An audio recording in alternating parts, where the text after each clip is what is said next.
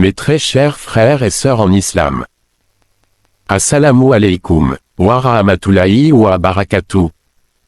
Que la paix soit sur vous, ainsi que la miséricorde d'Allah et ses bénédictions.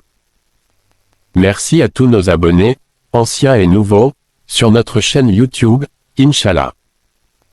Partagez vos idées sur les thèmes dans les commentaires pour les futures vidéos sur l'islam. Je suis reconnaissant pour votre soutien continu. Aujourd'hui, nous abordons un sujet important. La fin des temps sera accompagnée de plusieurs signes petits et grands. Parmi les grands signes de l'arrivée de la fin des temps figurent 4 signes, particulièrement soulignages. Il s'agit de l'apparition du Mahdi, du Dajjal, du Massie et de Gog et Magog. Mais qui sont-ils? Quel rôle ont-ils? Comment vont-ils apparaître et comment vont-ils disparaître? C'est ce que nous allons voir dans cet épisode de la fin des temps avec preuve à la lumière du Saint-Coran et des hadiths authentiques. À l'approche d'heure, un homme portant le même nom que le messager d'Allah apparaîtra. Le père de cet homme portera aussi le même nom que le père du prophète Abdallah. Allah par son biais donnera la suprématie à la religion et il régnera 7 années, pendant lesquelles justice et équité viendront submerger ce bas monde. L'argent sera donné à profusion et les bienfaits de cette terre se multiplieront. À quoi ressemble-t-il? Certaines preuves religieuses nous rapportent qu'il aura le front dégarni et le nez aquilin, c'est-à-dire légèrement courbé. Il apparaîtra en Orient mais contrairement à ce que les gens pensent, il vivra une certaine période sans même savoir qu'Allah l'a désigné à ce titre. En une nuit Allah le parfaira. Ibn Kathir en conclut qu'il se repentira, qu'Allah acceptera son repentir et qui le guidera alors que ça n'était pas le cas avant cela. Tout ceci durera un certain temps mais par la suite le mal apparaîtra. Un homme, jeune, brun, aux pieds varus, cheveux crépus, front dégarni, le cou large, avec un des 2 yeux endommagés, ressemblant à un raisin, apparaîtra non loin de la région Iran et plus précisément de Khourasan. On pourra distinguer entre ces yeux le terme kafara ou kaafri qui signifie mécréant. Cette écriture sera visible pour les croyants et invisible pour les non-croyants. Il est aussi rapporté qu'il ne pourra pas enfanter et sera stérile. Il parcourra la terre sans ne manquer aucune cité, aucune sauf Médine et Makka, où il lui sera impossible de pénétrer, ces cités étant gardées par des anges. Il accomplira des miracles qui tromperont les gens. Abu Umama nous rapporte que le Dajjal dira à un homme: « Si je ressuscite ton père et ta mère, attesteras-tu que je suis ton Seigneur ?» L'homme dira: « Oui, oui, oui. » C'est alors que 2 démons se manifesteront sous la forme de son père et de sa mère en disant: « Ô fils, suis-le car il est ton Seigneur. » Guillemets double. D'où l'importance du tawhid comme le fait de savoir que seul Allah donne la mort et la vie. Et ceci fait partie de sa seigneurie. Aussi il fera croire aux gens qu'il fait tomber la pluie, qu'il fait pousser les denrées et favorise le bétail. Alors qu'Allah est le seul gérant et garant. En réalité tous ces miracles seront réalisables uniquement par la volonté d'Allah. Mais pourquoi donc Allah lui laissera l'opportunité de faire tous ces miracles? Dans le but d'égarer plus profondément le Dajjal et afin que périsse celui qui doute d'Allah et soit sauvé, celui qui a la certitude. En bref, tout ceci sera une épreuve et un test pour les croyants. Plus la personne reniera le Dajjal en étant accrochée à sa croyance, plus sa foi augmentera. Quelle sera donc la meilleure arme contre le Dajjal à ce moment-là? Le tawhid.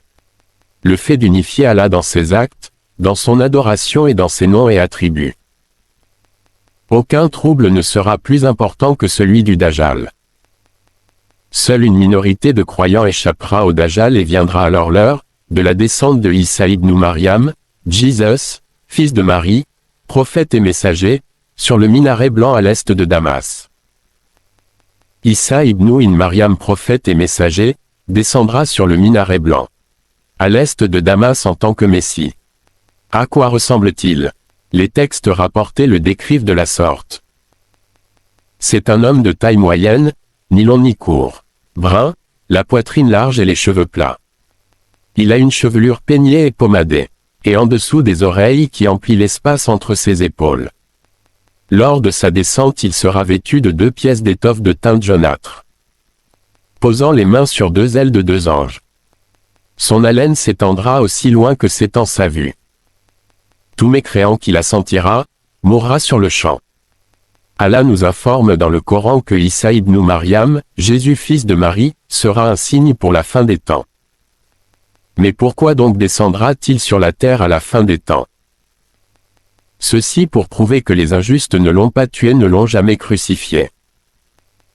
Ce sera aussi la preuve qu'il n'est pas le Fils de Dieu comme le prétendent certaines croyances égarées.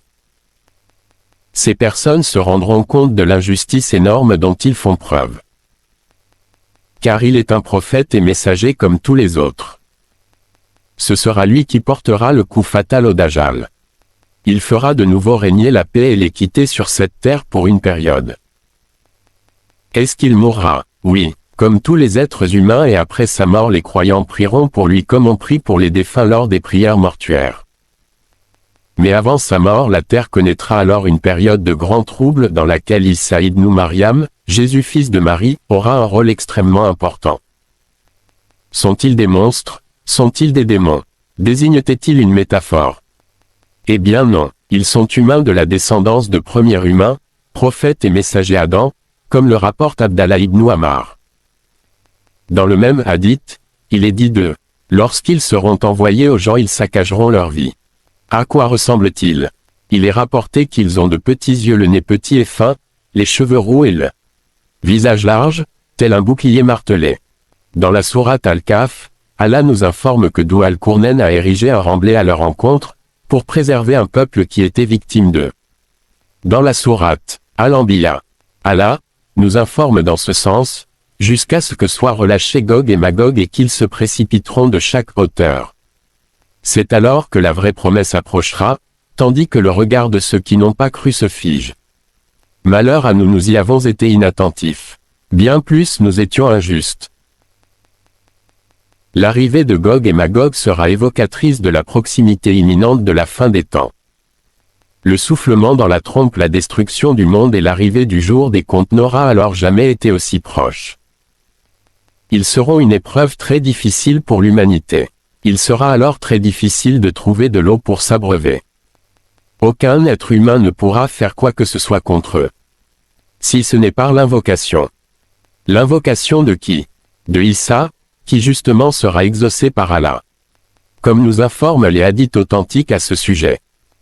Allah enverra alors des parasites afin de leur donner la mort et stopper leurs actions. Pourquoi ont-ils été créés? Car ils sont un signe final de la fin des temps.